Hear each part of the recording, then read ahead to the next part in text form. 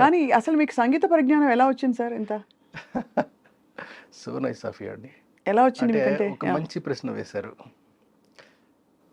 నాకు నాకు నిజంగా నాకు నాకు మ్యూజిక్ డైరెక్టర్ అయ్యే ఛాన్సే లేదండి. నాకు నిజంగా తెలీదు ఏమీని. హ్మ్. ఏబిసిడీలు తెలవదండి. రాగాల పేర్లు తెలీదు. తాళాలు పెద్దగా తెలీదు. ఏమీ తెలీదు. అంతకుముందు నన్ను చూసినటువంటి ఒక వ్యక్తి అండి నా దగ్గరికి వచ్చి, ఎవరో కాదు అది కృష్ణ గారు అలాగని, హ్మ్. అంటే చక్రవర్తి గారి దగ్గర దాదాపుగా 200, 300 సినిమాలకు పనిచేశారండి ఆయన. హుహుహుహు. ఆయన ఒకరోజు నా దగ్గరికి వచ్చి, ఏమండి మీరు మ్యూజిక్ డైరెక్షన్ చేయండి సార్ బాగుంటుంది అన్నాడు ఆయన. నేను ఎలా చేస్తాను సార్, నా వల్ల కాదు కదా, నేను ఎలా చేస్తాను, నాకు రాగాలు తెలియదు, తడాలు తెలియదు కదా, ఏమీ తెలియదు, నేను ఎలా చేస్తాను అసలు అన్న. లేదు లేదు సార్, మీ దగ్గర ఒక ప్రత్యేకమైన క్వాలిటీ ఉంది, ఆ క్వాలిటీ తోటి మీరు చెయ్యొచ్చు సార్ అది. ఏం క్వాలిటీ సార్ అది అని అడిగా. You are a creator, you can create things. మీరు ఏదైనా ఒక రాగం ఇప్పుడు నేను ప్లే చేసాం అనుకోండి అని చెప్పి ఆయన ఒక రాగం ప్లే చేశాడు. నేను ఆ రాగంలోనే పాడుతున్నాను. చూసారా, మీకు తెలియకుండా మీరు ఇదే రాగంలో మీరు పాట పాడేస్తున్నారు, కొత్తది పాడేస్తున్నారు, మీకు తెలియటం లేదు. So you can become a music director. మీకు ఒక రహస్యం చెప్పనా, మీకు చక్రవర్తి గారికి కూడా తెలియదు. ఒకసారి చక్రవర్తి గారు కూడా నన్ను కలవడం జరిగిందండి. జరిగితే ఆయన నేను అడిగాను, ఏమండి నాకు నోటేషన్ రాయడం రాదు, సరే రాగాలు ఈ మధ్య కొంత నేర్చుకున్నాను అనుకోండి, అంటే కొంతకాలం అయిన తర్వాత కలిశానండి, నేర్చుకున్నాను, తాళాలు ఇవి లేటెస్ట్గా తెలుసుకున్నాను కొంచెం వరకు. But I don't know even telling you before you I'm nothing. చెప్పండి సార్, నేను ఇప్పుడు నోటేషన్ ఇదంతా రాజుడు నేర్చుకుందాం అనుకుంటాను. ఆయన అన్నారు, మంచి సలహా ఇచ్చారండి, నువ్వు నేర్చుకోకయ్యా, మానే, అలాంటి ఆలోచనే మానే. ఎందుకో తెలుసా, దానికి కారణం ఉంది.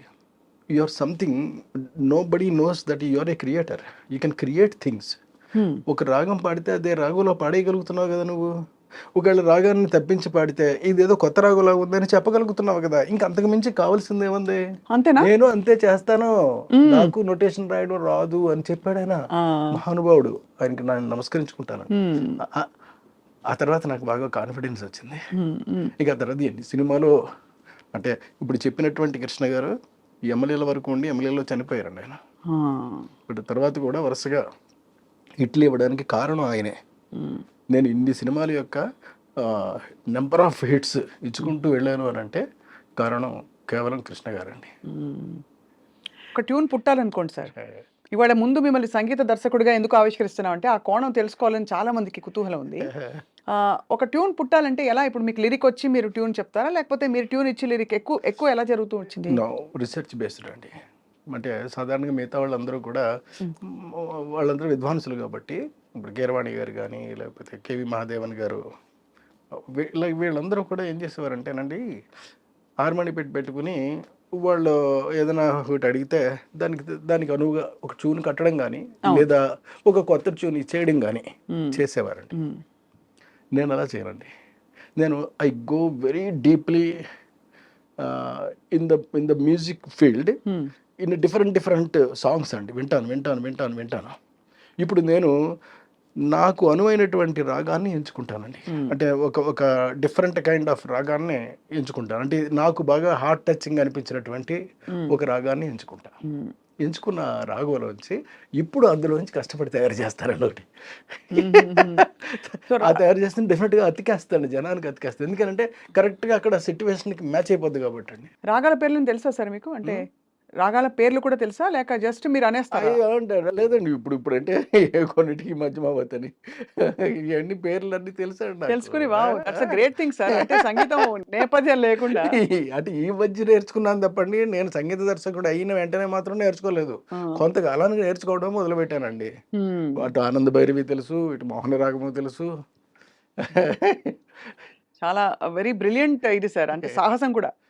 బట్ మీరు చాయిస్గా అన్నీ చేయాలని అనుకున్నారా, లేక మీ బిడ్డ కాబట్టి ఆ సినిమా, లేక అలా అమరిపోయాయి అన్ని? కాదండి, నా బిడ్డ కాబట్టే ఇది నా ఫిల్ము, నేను కథ చేస్తున్నాను, నేను స్క్రీన్ ప్లే చేస్తున్నాను, నేను మ్యూజిక్ చేస్తున్నాను, నేను సంగీతం చేస్తున్నాను, నేను డైరెక్షన్ చేస్తున్నాను. కాబట్టి నేను ఒక అద్భుతాన్ని ఎలా క్రియేట్ చేస్తాను అలాగని చెప్పేసి చాలాసార్లు నేను కష్టపడిన సందర్భాలు కూడా ఉన్నాయండి.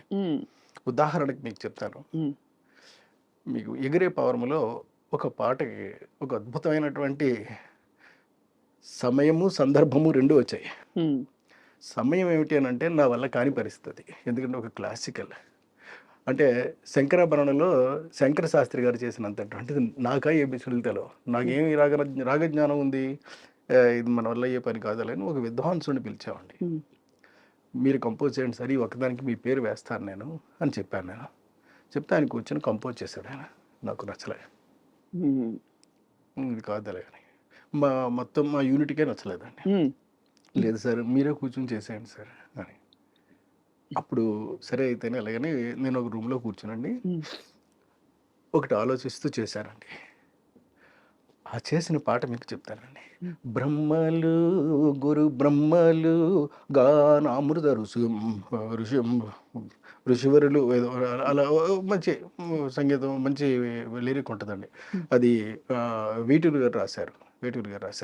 అద్భుతంగా రాశారు. అలా పుట్టింది ఆ పాట. అది అంటే అలాగా కొన్ని పాటలు పుడుతుంటాయండి. అంటే చాలా క్లిష్టమైనటువంటి పరిస్థితుల్లో పుడతాయి. ఉదాహరణకి మీకు అబ్బని కమ్మని దెబ్బ అని ఉంది కదా. ఇది ఏ రాగంలో చేశాడా అంటే శివరంజని రాగంలో చేశాడు. అవును, కరెక్ట్. మీకు తెలుసు కదా. శివరంజని రాగాన్ని నేను వంట పట్టించుకునండి. శివరంజని రాగంలో మనం కూడా చేయాలి అలాగని చేశాను. నేను శివరంజని రాగంలోనే చేశాను పాట. ఆ పాట టాప్ హీరోలదండి. అందులో ఒక్కసారి వద్దకొచ్చి ముద్దులిచ్చి ఉద్ధరిస్తా, అరే తక ఝిమ్ తక ధిమిన్న డక్కల నడుములో అంటూ ఉంటుందండి ఆ పాట. అంటే ఒరిజినల్ ఏది కూడా నేను అసలు అంటే నేను ఇన్స్పైర్ అవుతానే తప్ప నేను దేన్ని కూడా చెప్పనండి. ఆ ఒరిజినల్గా ఉన్నది ఏది మాత్రం వాడను నేను. చాలా అంటే మీకు ఎంత ఎంజాయ్ చేస్తున్నారు మీ సంగీతం? సంగీతమే ఎంజాయ్ చేస్తున్నారు. రేపు రాబోయే సినిమాకి అప్పుడే ఆల్రెడీ అన్ని ట్యూన్స్ చేసేసానండి. మీరే చేశారు. సో ఏమేమి చేయబోతున్నారు సార్? రాబోయే సినిమా గురించి చెప్పండి. Before we go back into your నాకు ఎన్ని సినిమాల గురించి ఎన్ని విషయాలు రాబోయే సినిమాలో నేను టోటల్ గా మ్యూజిక్ అంతా చేసేసానండి. కంప్లీట్ గా everything every bit complete ready అండి. ఇంక్లూడింగ్ రీ రికార్డింగ్ తో సహా కంప్లీట్ అయిపోయిందండి. I'm waiting to make the film అండి. Make the film. ఇది ఎలాంటి థీమ్ కథాంశం తీసుకున్నారు సార్ ఈ కొత్త సినిమా? అంటే నా సినిమాలో కథాంశం చెప్పడం కొంచెం కష్టమేనండి. మరి అంటే మీరైతే చెప్పేస్తారేమో, ఎందుకంటే ఇది జోనర్ అలాగేనండి. సింపుల్గా ఇది జోనర్ అని చెప్పేస్తారండి. కానీ నేను అలా చెప్పలేను ఖచ్చితంగా. ఎందుకంటే ఇప్పుడున్నటువంటి నేటివిటీలో ఇప్పుడున్నటువంటి దాంట్లో ఒక కథ జరుగుతూ ఉంటుందండి. ఒక అద్భుతాలు క్రియేట్ చేస్తూ ఉంటారు వాళ్ళు. Advanced about of the knowledge is the cinema అండి. సినిమా పేరే బహుశా 90% ద నాలెడ్జ్ అని పెడతారండి. ద నాలెడ్జ్ క్లెన్స్డ్ ఫిలిమ్స్ అలాగనేది నా బ్యానర్ పేరు అండి. అంటే కొత్తగా ఒక బ్యానర్ పెడదాం అలాగని. క్లెన్స్డ్ ఫిలిమ్స్ అని అంటే దాని అర్థం శుద్ధి చేయబడిన క్లెన్స్డ్ ఫిలిమ్స్.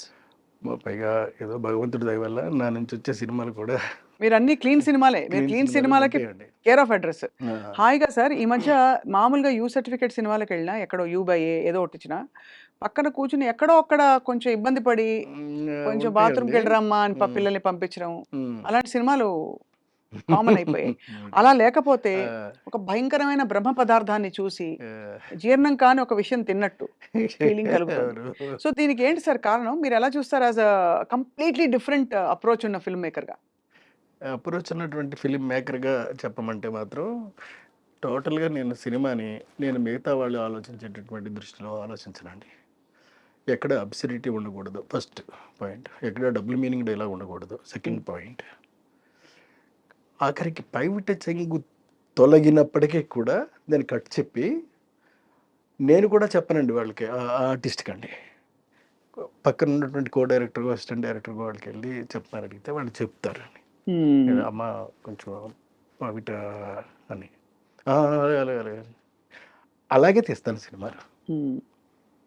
చాలా గ్రేట్ సార్. ఎలా నిలదొక్కున్నారని. బికాస్ ఎస్పెషలీ మీరు వచ్చిన ఎరా కూడా అసలు పాటల్లోనే భయంకరమైన బూతు నార్మల్. నా లెక్క ఏమిటేనంటేనండి, చాలా మంచి సినిమా. ఇప్పుడు నా నుంచి క్లెన్జర్ ఫిల్మ్సే వస్తాయి తప్ప మామూలు ఫిల్మ్స్ రావు, బూత్ మరి సినిమాలు రావు అనేటటువంటిది నిర్ధారణ అయిపోయినటువంటి అవును. స్టాంపు పడిపోయినటువంటి వ్యక్తిని నేను. మళ్ళీ క్లెన్స్డ్ ఎందుకు పెడుతున్నారు? ఎందుకు పెడుతున్నాను అని అంటే నా సినిమాలు శుద్ధి చేయబడినటువంటివి మాత్రమే ఉంటాయి అని చెప్పడం కోసం.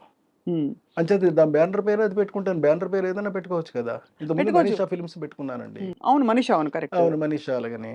ఇప్పుడు మనీషా బదులు క్లెన్జ్డ్ ఫిల్మ్స్ అని పెడతానండి. ఈ మధ్య సినిమాలు చూస్తే ఏమనిపించింది సార్? ఈ ఈ ఈ ఈ గత 10 ఏళ్లలో వచ్చిన చాలా పెద్ద సినిమాలు, చిన్న అంటే సినిమాలు, ఈ మధ్య మధ్య సినిమాలు. ఏదో ఒక సినిమా చాలా గొప్పగా ఉంది అని చెప్పారండి. చాలా బాగుందట.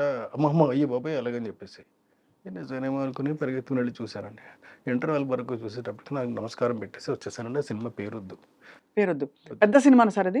కాదండి, చిన్న సినిమా అది. హ్మ్. పెద్ద సినిమాలన్నీ కూడా ఈ మధ్య ఆడడం లేదు కదా.